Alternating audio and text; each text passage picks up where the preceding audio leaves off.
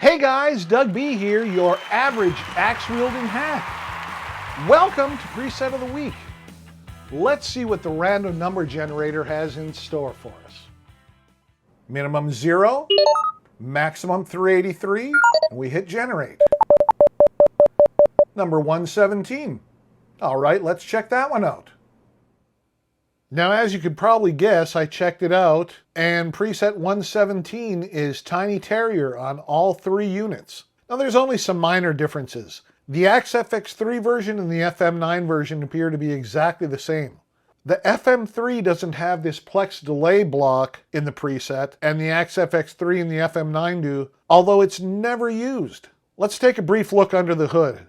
We'll go with the FX3 version this time around. Now, all 3 versions have 6 scenes: tiny, scooped, micro, dry tiny, dry scooped, and dry micro.